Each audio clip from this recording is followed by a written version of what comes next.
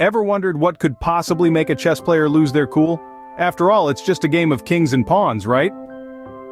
Let's take a leap back in time to Leeds, England in the year 1851. The city was hosting one of its grand chess tournaments, and a certain gentleman, we'll call him Mr. Checkmate, was in the heat of a match. Now, chess is a game of strategy, a battleground of the mind, but on this day it became a field of emotional turmoil for our dear Mr. Checkmate. Imagine the horror when his prized queen was cornered and captured. The shock was too much to bear. In a fit of rage, he upended the chessboard, sending kings, queens, and pawns flying in all directions. The room fell into a stunned silence, eyes wide, jaws dropped. The spectators couldn't believe what they'd just witnessed. Meanwhile, Mr. Checkmate, realizing the spectacle he'd created, was swamped with embarrassment. His face turned a shade of crimson that would put any chessboard to shame. So remember folks, it's just a game and your queen isn't really in mortal danger. The year is 1889 and we're at the Hastings International Chess Congress. Can you guess what happens next? Picture this.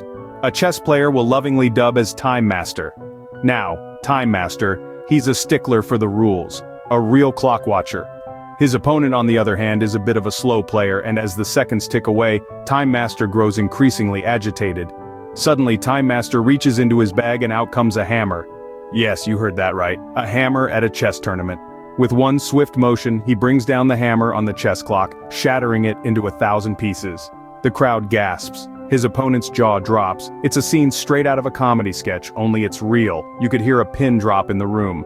The judges, after recovering from their initial shock, disqualified Time Master on the spot. The crowd is left in disbelief and laughter. Time Master's freakout goes down in history as one of the most unexpected and hilarious incidents in chess history. And that, ladies and gentlemen, is why you should always keep an eye on the clock, and maybe leave your hammer at home. Fast forward to the Cold War era, and we have the infamous Bobby Fischer making his mark, and not just on the chessboard. Picture this, the year is 1972 and the World Chess Championship is in full swing. Bobby Fischer, the American Grandmaster, is squaring off against Boris Spassky, the Soviet Union's pride.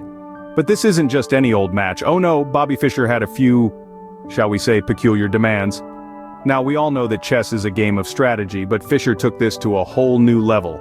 He was not only strategizing his moves on the board, but also off the board. He demanded changes in the rules, changes in the seating arrangements, even changes in lighting. It almost seemed like he was playing a game of Simon Says with the tournament organizers. And then, the cherry on top of this diva Sunday. Fischer refused to play unless his conditions were met. Talk about a power move. The chess world was in a tizzy, but eventually they caved to Fischer's demands. After all, the show must go on.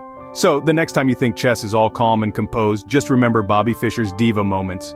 Now let's jump to 2006, where things got a bit flushed. Picture this. The World Chess Championship is in full swing, with two of the greatest minds, Veselin Topalov and Vladimir Kramnik, locked in a battle of wits. But then, Topalov drops a bombshell accusation that has nothing to do with any chess move. He claims Kramnik is spending an inordinate amount of time in the toilet. The implication? Kramnik was using his bathroom breaks to cheat. The chess world was shaken, not stirred, and the restroom ruckus quickly escalated into a full-blown controversy.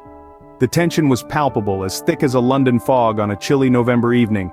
The chess fraternity waited with bated breath, wondering how this lavatory lunacy would resolve itself. In the end, the Chess Federation stepped in, and Kramnik's integrity was upheld.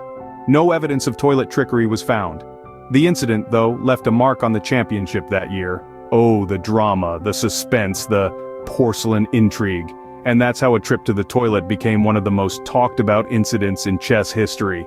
After all those freakouts, can we still say it's just a game? Well, chess may be a game, but it's no ordinary one. It's a battlefield of intellect, a war of wits, a dance of knights, bishops, and rooks. It's a game that can induce the calmest of grandmasters to lose their cool. Just remember, the chessboard is a world where a king's tantrum can turn into a clock-hammering frenzy, where a simple toilet break can lead to an international incident. It's a place where even the legendary Bobby Fischer could throw a tantrum worthy of a toddler. Yes, these are the extreme cases, but they underline the passion that fuels this game. Chess is not just about the calm and strategy we see on the surface. It's also a simmering pot of nerves and emotions waiting to boil over at the slightest provocation. So, next time you sit down for a game of chess, remember, keep it cool, keep it fun, and whatever you do, don't forget your queen.